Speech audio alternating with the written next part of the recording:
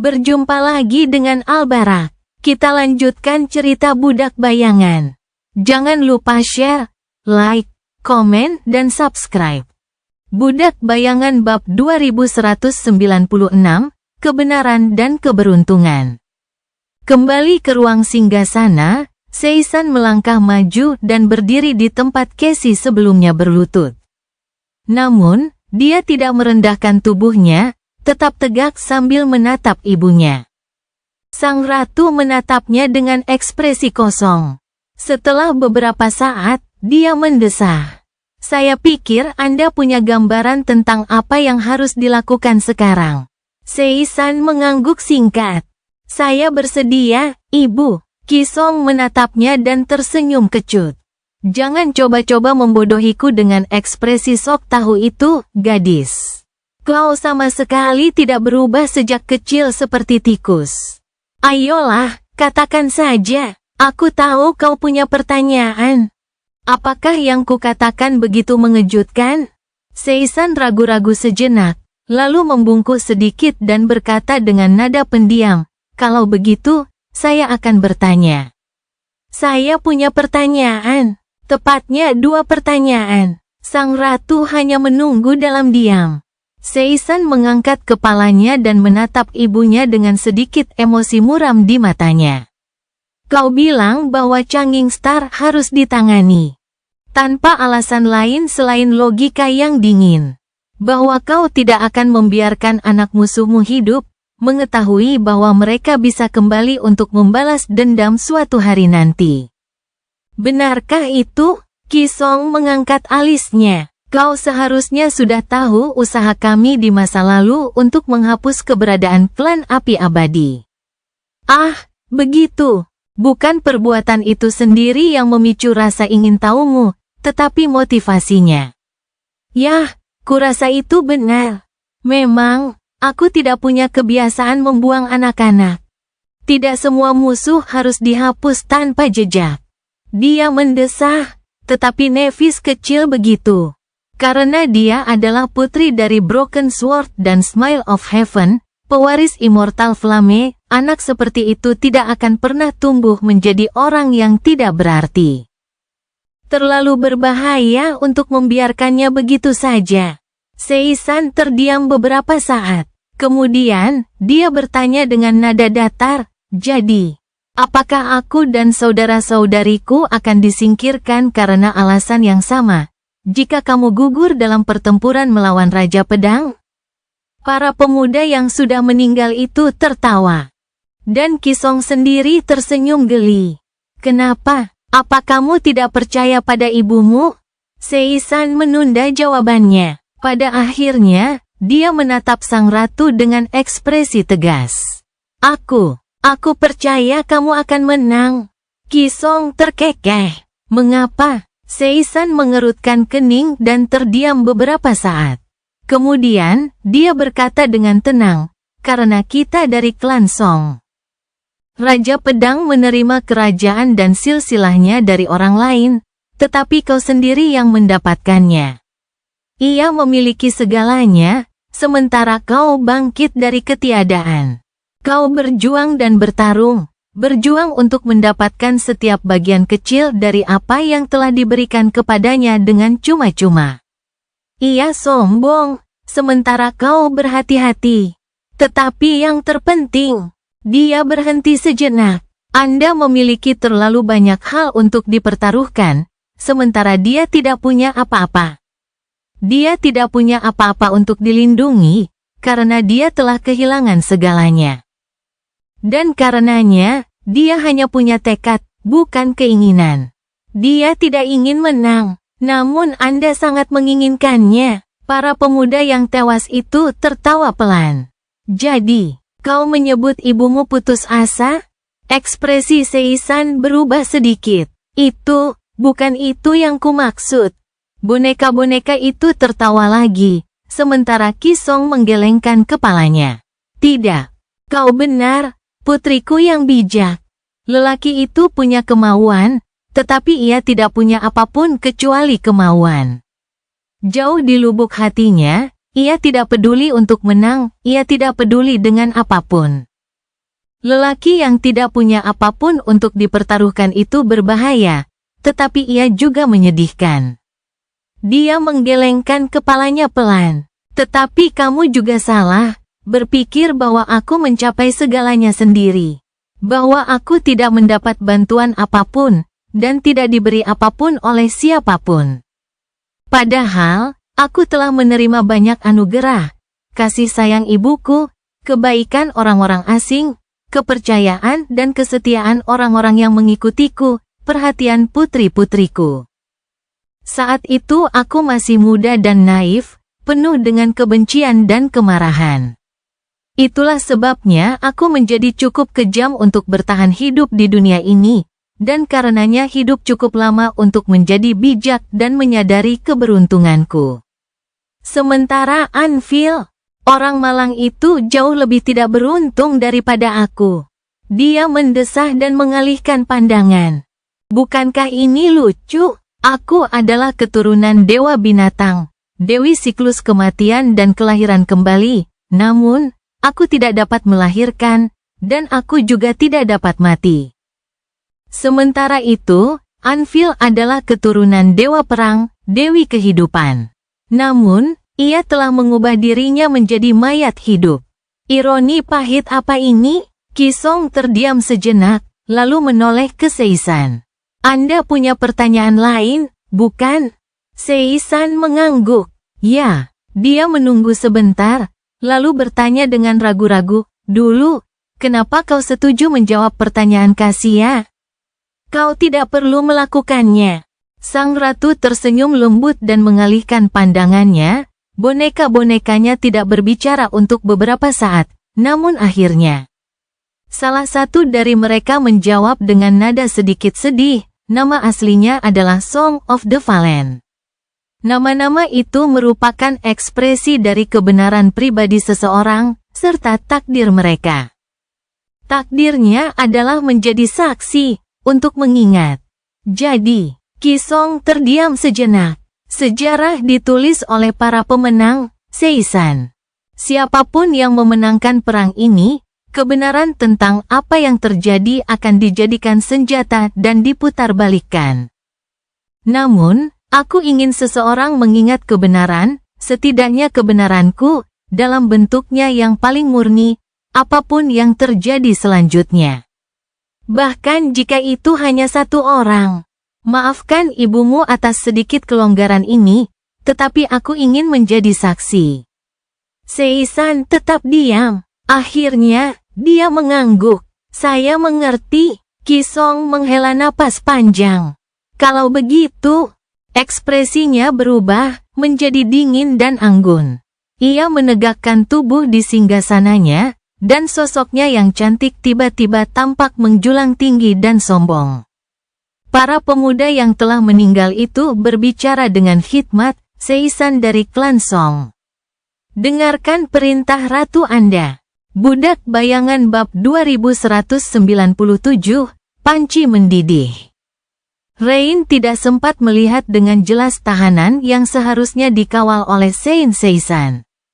Dia sempat melihat sendiri sang putri cantik, yang kehadirannya sama menenangkannya seperti biasanya, namun ada pengawalan aneh dari para peziarah yang matanya kosong di jalan, jadi sulit untuk melihat siapa yang telah ditangkap oleh Putri Ratu. Rain tetap berada dalam bayang-bayang, bersandar di dinding gudang senjata di antara prajurit-prajurit lain yang menganggur.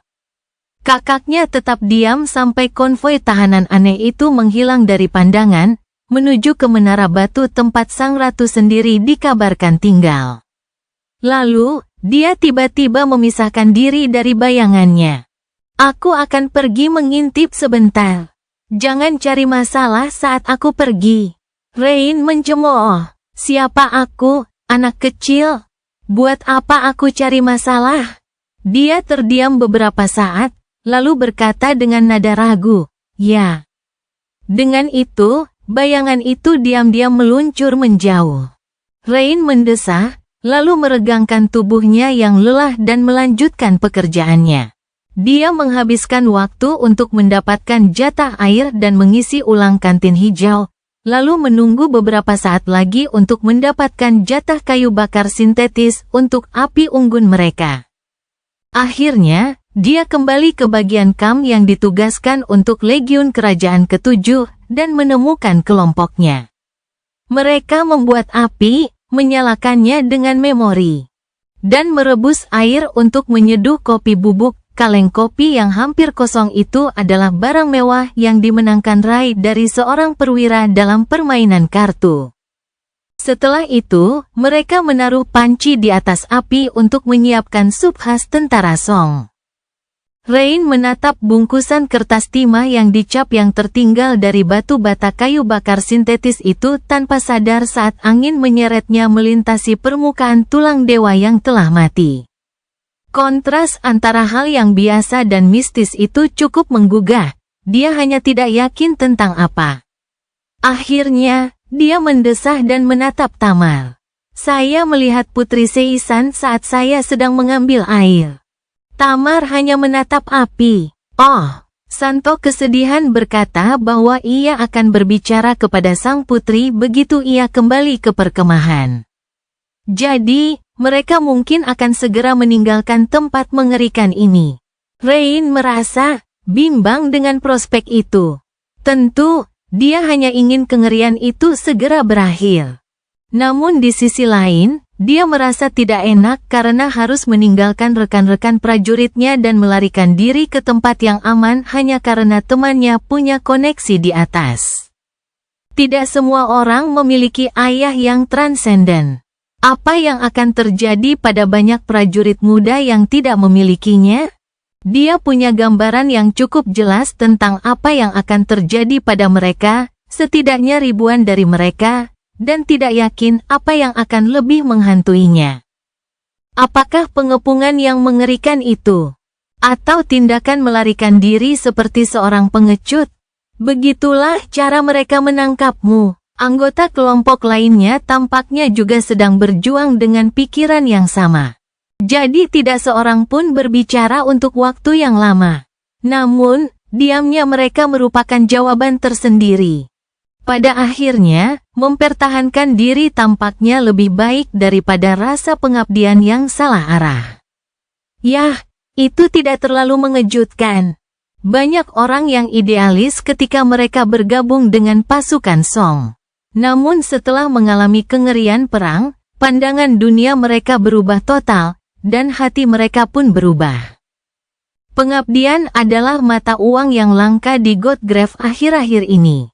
Setidaknya pengabdian kepada simbol-simbol yang telah mengecewakan mereka, dan kepada para pemimpin yang telah membawa mereka ke neraka. Rain dan teman-temannya telah bertempur dan berdarah-darah demi Song Domain. Apakah mereka benar-benar harus bersikeras untuk tetap tinggal ketika seseorang menyuruh memerintahkan mereka untuk pergi? Dia masih tenggelam dalam keraguan, dan sup masih menggelegak di dalam panci ketika tampaknya ada semacam keributan di sekitar mereka. Sambil mendongak, Rain menyadari bahwa ada lebih banyak gerakan di halaman luas benteng penyeberangan besar daripada biasanya. Seluruh perkemahan tampak mendidih, tidak jauh berbeda dengan supnya. Hah, apakah akan ada penyerangan lagi? Itu tidak masuk akal. Pertempuran baru saja berakhir baru-baru ini, dan bahkan jika pasukan pedang memutuskan untuk menyerang 2 kali dalam 1 hari, itu tidak akan menyebabkan begitu banyak aktivitas. Mereka yang harus menjaga tembok sudah berada di benteng, karena seluruh kontingen bekerja untuk bertahan. Benteng secara bergiliran. Apa yang sedang terjadi? Tepat saat Rain memikirkan hal itu, Tamar menangkap seorang prajurit yang berlari dan bertanya dengan nada tidak percaya, apa yang sedang terjadi? Dia menatapnya dengan mata terbelalak. Apa, Nona Tamar? Anda belum mendengar? Legiun Kerajaan ke-7 telah menderita banyak korban dalam pengepungan itu, seperti legiun lain dari tentara Song, jadi ada celah besar dalam rantai komando. Perintah baru tidak disampaikan kepada bawahan secepat dulu. Memang, Tamar adalah seorang perwira, jadi agak aneh jika dia tidak ikut terlibat. Mendengar apa? Prajurit itu menatapnya dengan bingung selama beberapa saat. Dia tampak gembira sekaligus takut, tapi yang lebih menakutkan adalah akhirnya, dia menarik napas dalam-dalam dan berkata keras, kilatan panas tampak di matanya. Serangan, kami menyerang. Tamar mengerutkan kening, lalu bertanya sambil menekankan kata kita. Apa? Apa maksudmu kita menyerang? Dia menyeringai muram. Tepat seperti yang kukatakan, perintah baru saja turun dari ratu. Kita akan meninggalkan benteng, menyeberangi jurang, dan menyerbu perkemahan pasukan pedang, semua legiun, semua pasukan pembantu, bahkan para orang suci. Ini adalah serangan habis-habisan. Tamar membiarkan prajurit itu pergi, tertegun. Dia bergegas pergi, dan segera menghilang dari pandangan. Rain, Tamar, Rai, dan Fleur saling memandang. Akhirnya, Rai membuka mulutnya dan berkata dengan suara gemetar, jadi, kurasa kita tidak akan menjadi penjaga karavan lagi. Rain mengerucutkan bibirnya. Perintah itu tampaknya diberikan segera setelah Putri Seisan kembali. Jadi, Saint of Sorrow mungkin belum memiliki kesempatan untuk menyelesaikan masalah dengannya. Atau dia sudah melakukannya, tetapi pemindahan itu hilang dalam kekacauan. Bagaimanapun, jika kita ingin pergi, kita masih bisa menyerbu kamp pengepungan pasukan pedang. Serangan habis-habisan, para orang suci bergabung dalam pertarungan. Gila, kelihatannya gila. Apa sebenarnya yang dipikirkan Ratu? Rain memandang Tamar. Jadi, apakah kita ingin pergi? Tamar menatapnya tanpa ekspresi. Dia terdiam beberapa saat, lalu berkata dengan nada datar, saya tidak menerima perintah pemindahan. Jadi, saya bermaksud untuk tetap tinggal. Rain mendesah. Ya, tentu saja, dia akan melakukannya. Warisan terkutuk. Sambil menggelengkan kepalanya, dia menoleh dan menatap sup yang menggelegak itu dengan rasa menyesal. Lalu, apa yang kita tunggu-tunggu? Kita harus mulai mengumpulkan barang-barang kita. Bahkan jika kita akan maju ke medan perang alih-alih melarikan diri, kita tetap akan meninggalkan perkemahan. Jadi, cepatlah kumpulkan barang-barangmu. Beberapa waktu kemudian, saudaranya menyelinap kembali ke dalam bayangannya. Ia duduk di dalamnya, terdiam beberapa saat, lalu bertanya dengan tidak percaya, bukankah sudah kukatakan untuk menjauhi masalah?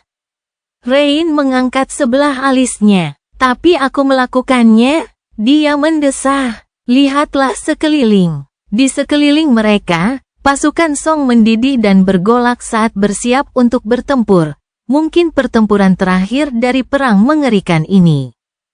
Para legiun berkumpul dalam barisan berbaris, para makhluk mimpi buruk yang terpesona meraung dalam kegilaan, dan para orang suci memanggil memori pertempuran mereka, siap untuk memimpin serangan. Kakaknya menarik napas perlahan, lalu menggeram, itu kelihatannya masalah bagiku. Budak Bayangan bab 2198, membagi dan menaklukkan. Hanya beberapa menit sebelumnya, Sunni berdiri di tepi Pulau Gading, menatap tembok benteng besar di kejauhan dengan ekspresi muram di wajahnya. Inkarnasinya di kamp tentara Song telah melihat sekilas Casey saat dia dikawal oleh Seisan dan rombongan mayat berjalan mereka yang menyeramkan. Namun, dia kehilangan jejak mereka begitu mereka berdua memasuki kamar ratu. Sunni tidak cukup gegabah untuk mendekati Qi Song, jadi dia terpaksa menunggu dengan penuh harap, tidak tahu apa yang akan terjadi. Tentu saja, Casey terlalu berharga untuk disingkirkan begitu saja. Dia juga bukan orang yang akan menempatkan dirinya dalam bahaya tanpa memiliki jalan keluar, jadi kekhawatirannya kemungkinan besar tidak ada artinya. Namun, dia tidak bisa menahan perasaan gelisah. Brengsek. Akhirnya, Casey muncul dari gerbang yang berat dan tetap berdiri di luar, tak bergerak dan diam. Ada luka baru di pipinya, tetapi sepertinya dia tidak terluka parah. Tidak adanya pengawal juga menunjukkan hal itu, mengisyaratkan bahwa dia telah mencapai semacam kesepahaman dengan Ratu. Atau Ratu tidak menganggap perlu untuk menjaganya, karena yakin Casey tidak akan dapat melarikan diri. Komunikasi mental yang biasa digunakan Sunny tampaknya tidak berhasil. Jadi dia ingin mendekati peramal buta itu secara diam-diam dalam bentuk bayangan untuk bertukar beberapa kata yang dapat didengar. Namun, dia menggelengkan kepalanya pelan, yang pasti merupakan sinyal untuk menjauh.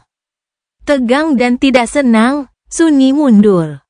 Dan tidak lama setelah itu, perkemahan tentara Song menjadi hidup seperti binatang buas besar yang terbangun dari tidurnya.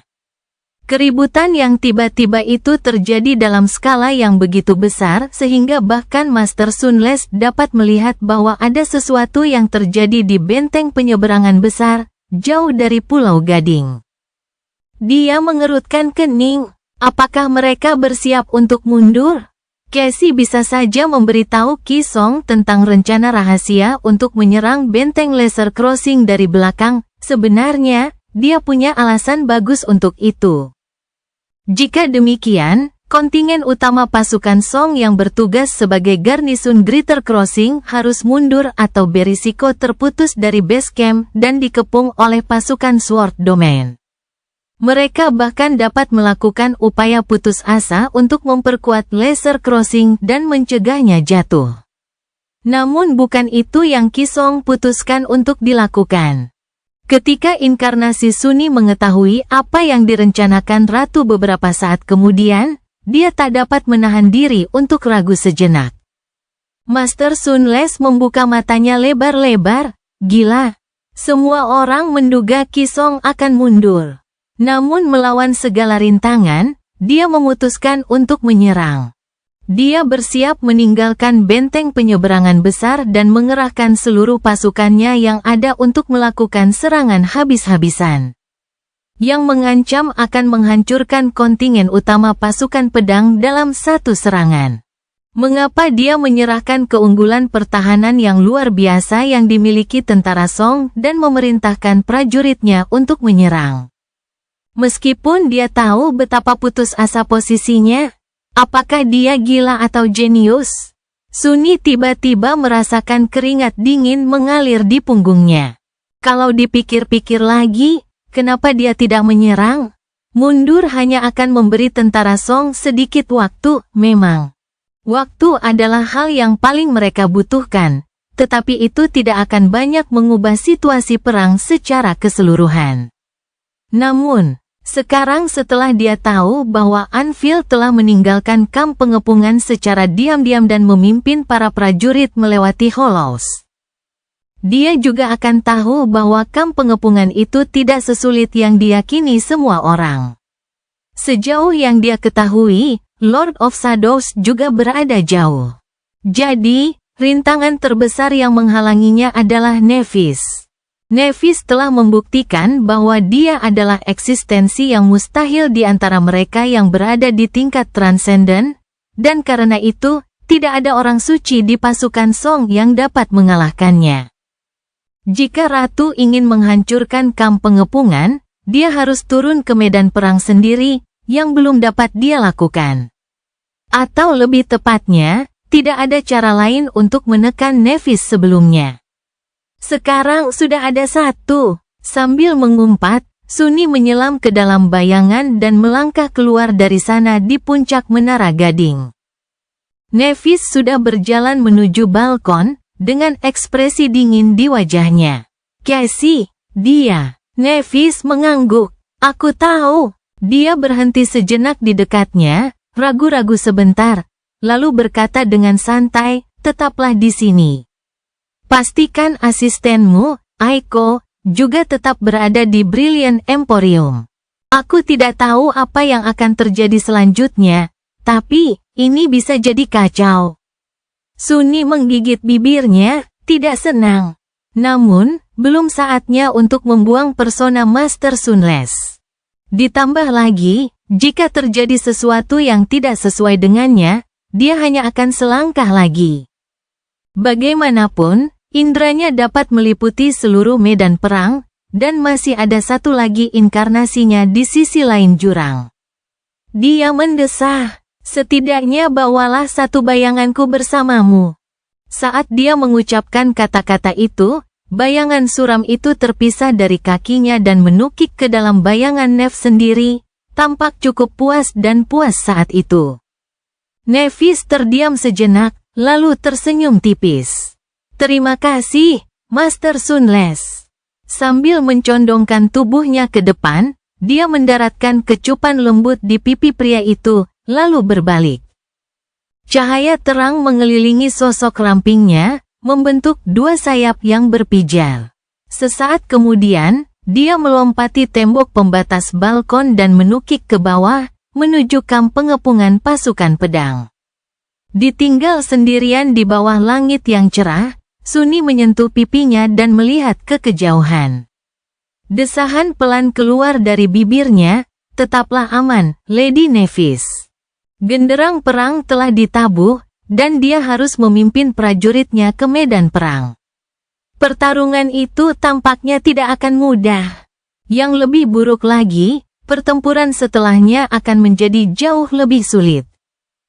Budak Bayangan Bab 2199, dari Abu. Menggerakkan seluruh pasukan bukanlah tugas yang mudah. Saat Sunny menyaksikan dengan muram dari atas, kamp pengepungan perlahan-lahan diliputi oleh aktivitas yang membara. Para prajurit sudah lelah, karena baru saja kembali dari serangan berdarah dan sia-sia di tembok benteng besar yang tak tertembus. Mereka tidak menginginkan apapun selain merangkak ke dalam tenda dan mengistirahatkan tubuh mereka yang lelah. Menyerah pada pelarian yang cepat dan penuh belas kasihan dari kehancuran untuk sementara waktu.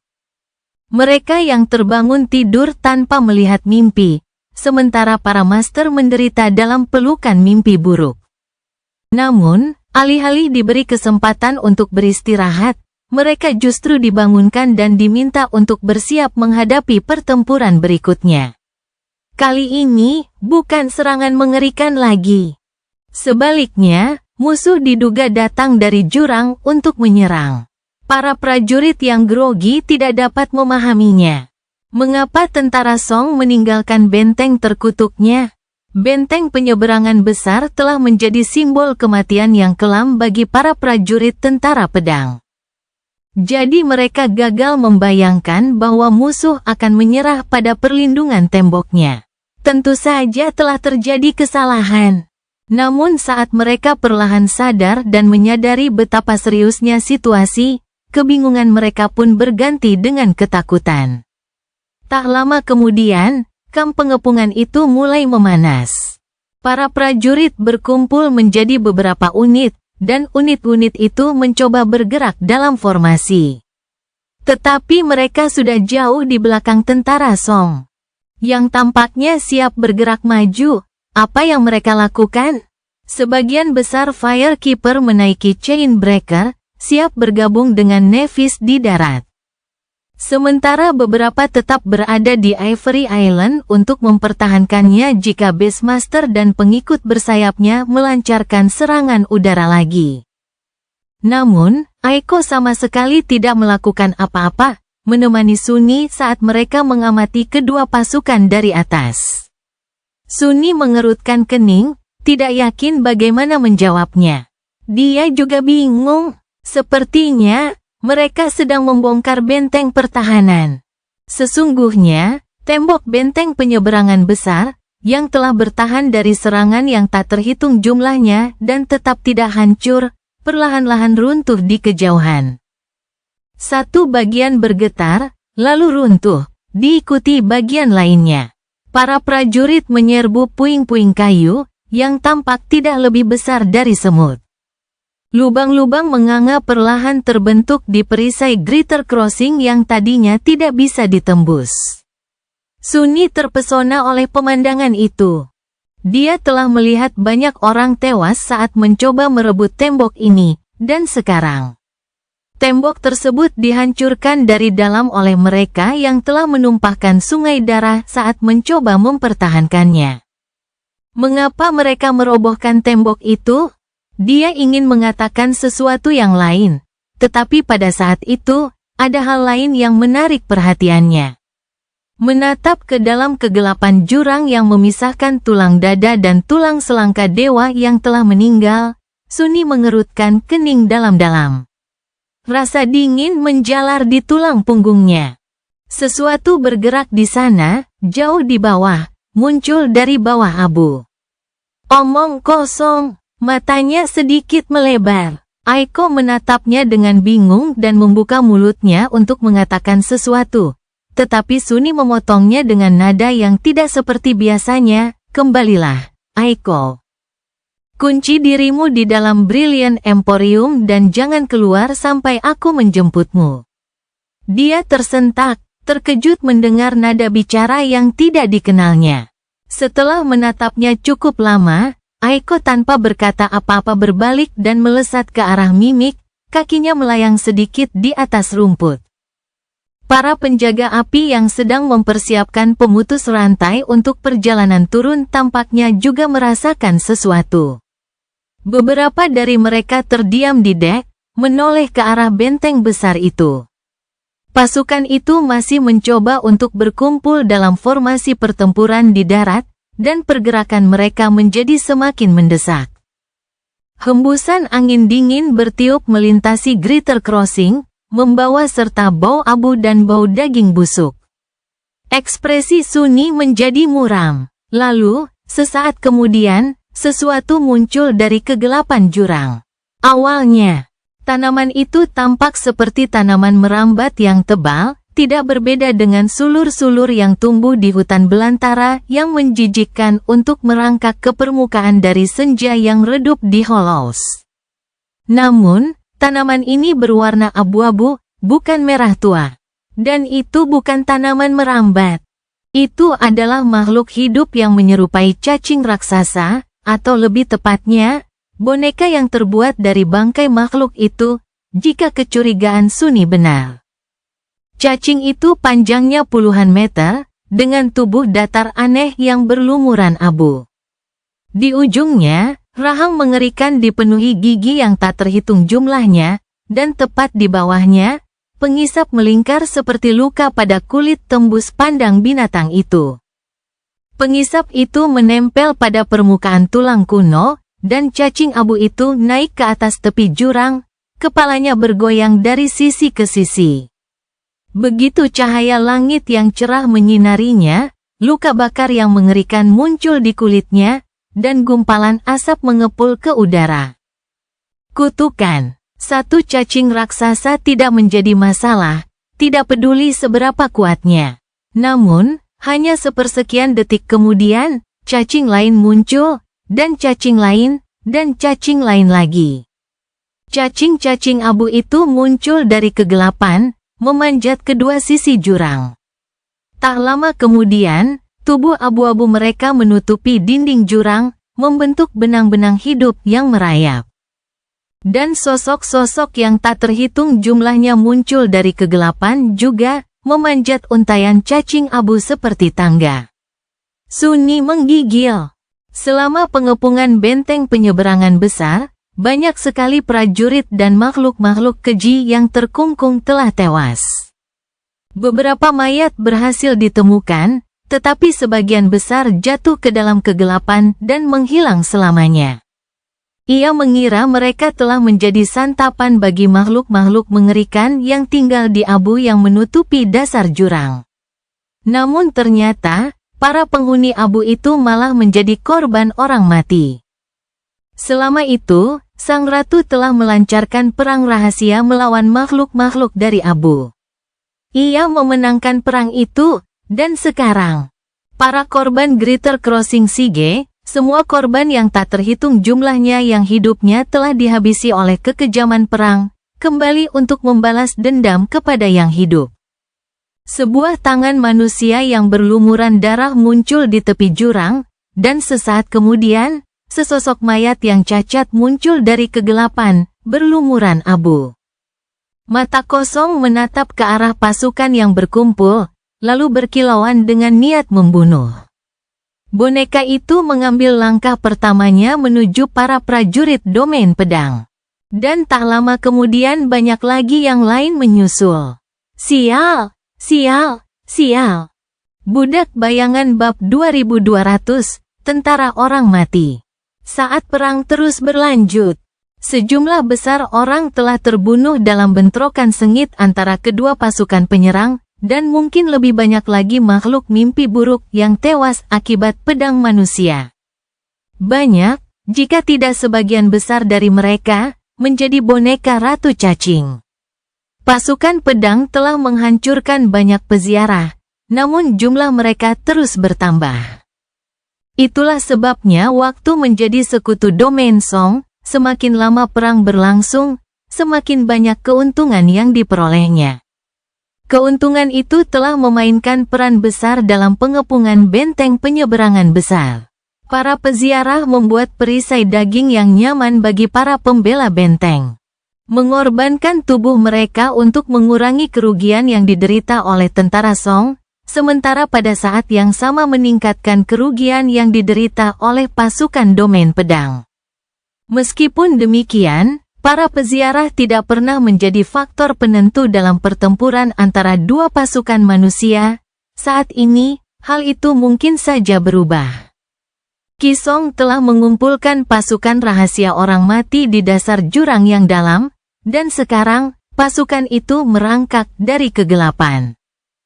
Gelombang mayat pucat mengalir dari kedalaman, memanjat mayat-mayat cacing mengerikan yang didalangi seperti menara pengepungan. Sunni menggertakkan giginya saat angin membawa teriakan para perwira ke telinganya dari tanah. Mereka berusaha keras untuk menyusun pasukan menjadi formasi pertempuran yang solid tepat waktu, tetapi itu sia-sia. Longsoran mayat pucat telah mengejutkan mereka. Sebelum para prajurit yang tidak terorganisir itu dapat membentuk barisan yang tepat, gelombang kematian telah menimpa mereka. Mayat-mayat pucat mencabik-cabik massa manusia yang rentan seperti serigala lapar, mencabik-cabik baju besi dan daging mereka dengan tangan kosong, juga dengan taring, cakar, dan rahang. Karena ada banyak makhluk mimpi buruk yang mati di antara mereka. Kali ini, ada yang berbeda dari para peziarah. Tampaknya ratu tidak lagi menahan diri. Sebelumnya, boneka-bonekanya agak lamban dan agak mudah ditangani. Namun sekarang, mereka bergerak dengan presisi dan keterampilan yang hebat, tidak kalah mematikan dari para prajurit Awaken yang berpengalaman. Tidak, sebenarnya, seolah-olah masing-masing dari mereka memiliki keterampilan dan kesadaran tempur yang jauh lebih hebat daripada prajurit biasa. Dengan indera bayangannya, yang menyebar jauh dan luas hingga meliputi seluruh medan, Sunni dapat merasakan sepenuhnya tingkat mematikan yang mengerikan dari mereka. Keterampilan mereka begitu mengerikan dan mendalam, pada kenyataannya, sehingga ia berjuang untuk memahami esensinya. Seolah-olah setiap peziarah yang tak terhitung jumlahnya adalah petarung yang lebih unggul darinya, atau setidaknya setara dengannya. Pikiran itu membuat Sunni menggigil. Apakah dia mengendalikan masing-masing dari mereka? Semuanya. Dengan tangannya sekarang, jika Qi Song mampu mengendalikan sendiri semua bonekanya yang tak terhitung jumlahnya pada saat yang sama, maka kekuatannya bahkan lebih besar dari yang mereka takutkan. Para peziarah bergerak dengan tekad yang dingin dan kejam. Para prajurit yang bangkit tidak memiliki peluang melawan mesin pembunuh yang mati dan tidak berperasaan ini. Atau mereka tidak akan memilikinya, jika bukan karena sifat boneka ratu. Para peziarah tidak memiliki jiwa, dan karena itu tidak memiliki kemampuan untuk memiliki dan memanggil memori, jadi mereka bertarung tanpa senjata. Lebih dari itu, banyak tubuh yang jatuh ke jurang mengalami kerusakan parah, yang membatasi kekuatan dan mobilitas mereka. Mereka tampaknya mampu memperbaiki diri sampai batas tertentu, tetapi Kisong tidak mau atau tidak mampu benar-benar memulihkan tubuh yang rusak ini ke keadaan yang lebih baik. Darah manusia mengalir pada permukaan putih tulang purba itu. Sunni merasa mual, bukan hanya karena orang-orang sekarat jauh di bawah, tetapi juga karena dialah alasan mereka sekarat. Lagi pula, jika bukan karena dia, Nevis, dan Casey, pertempuran ini tidak akan terjadi. Sebaliknya, para prajurit Song di benteng Laser Crossing akan mati di bawah pedang para prajurit Anvil dalam 1 atau 2 hari. Jumlah kematian mungkin tidak berubah sebagai akibat dari tindakan Casey dan dukungan diam-diamnya terhadapnya, tetapi tetap saja, dia merasa seperti pengkhianat. Tidak, dia adalah seorang pengkhianat. Bagi orang-orang yang sekarat karena pengkhianatannya, dia adalah pengkhianat. Itu adalah beban yang harus dipikul Sunni, dan beban itu, meskipun tidak berat, tetap saja tidak mengenakan. Gelombang kematian menggigit sisi pasukan yang tidak siap, menyebabkan banyak korban. Lebih buruk lagi, para prajurit yang tewas bangkit dari tanah beberapa saat kemudian, dengan mata kosong, bergabung dengan barisan mayat-mayat yang mengamuk. Selama 1 atau 2 menit, tampaknya keterkejutan awal akibat serangan peziarah itu akan membesar menjadi pembantaian sepihak, pembantaian yang hanya akan berkembang menjadi bencana mengerikan dalam waktu dekat. Namun para prajurit tentara pedang juga bukan orang lemah. Saat keterkejutan awal mereda, para prajurit menunduk dan menghadapi pukulan demi pukulan dari boneka-boneka ratu.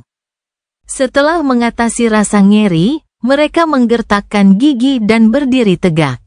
Para perwira mengatur prajurit mereka ke dalam formasi berskala unit, untuk menertibkan pembantaian yang tidak masuk akal itu. Unit-unit bergerak untuk saling mendukung dan bergabung ke dalam garis pertempuran yang tepat. Garis pertempuran mungkin saja runtuh. Tetapi pada saat itu, para orang suci memasuki medan perang, memukul mundur gelombang peziarah. Nevis juga ada di sana, apinya menyebar jauh dan luas untuk membersihkan luka para prajurit dan menyelamatkan mereka yang seharusnya bergabung dengan pasukan orang mati. Sang Ratu mengambil orang-orang yang sudah mati, membuat mereka bangkit dari tanah dengan mata kosong. Namun, Changing Star menyembuhkan orang-orang yang masih hidup, membantu mereka bangkit berdiri dengan kekuatan mereka sendiri. Chain Breaker mencapai medan perang, dan Firekeeper melompat turun dari deknya, bergabung dalam pertarungan. Tampaknya pasukan pedang akan mampu menangkis serangan yang tak terduga itu, bagaimanapun juga. Namun, tentu saja itu hanyalah ilusi. Karena para peziarah bukanlah ujung tombak. Mereka adalah pengalih perhatian. Tujuan mereka adalah untuk membeli cukup waktu agar bahaya yang sebenarnya dapat datang. Cerita bersambung. Jangan lupa share, like, komen, dan subscribe. Agar tidak ketinggalan cerita selanjutnya.